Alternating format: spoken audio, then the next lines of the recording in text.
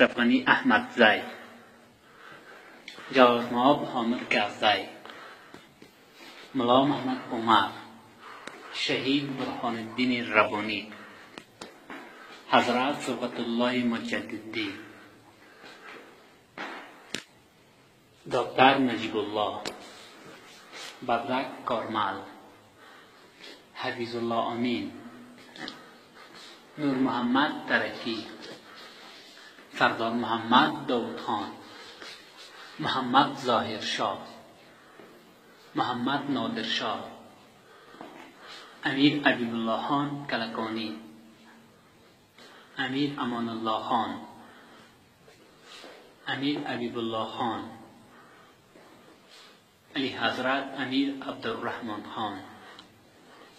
سردار محمد یحیی خان، امیر محمد یعقوب خان، قاضی شاه امان الله خان ناجی مردم افغانستان، امیر محمد اعظم خان، سردار محمد ایوب خان، امیر محمد فضل خان،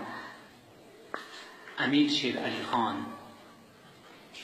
قاضی وزیر محمد اکبر خان، امیر دوست محمد خان، شاه شجاع درانی، شاه زمان خان، تیمور شاه خان، احمد شاه بابا درانی، شاه اشرف هوتک، شاه محمد خان هوتک، میرویس خان هوتک، علی حضرت شیرشاه سوری، سلطان ابراهیم لودی،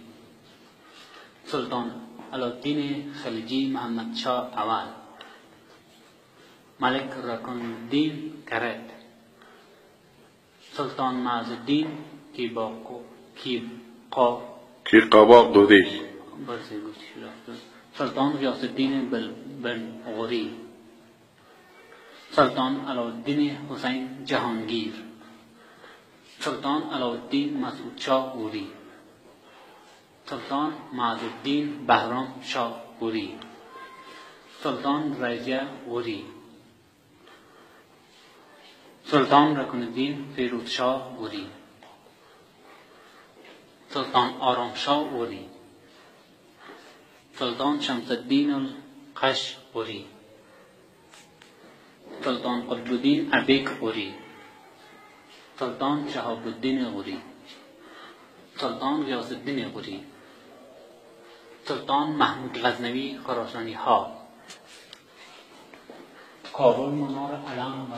جهل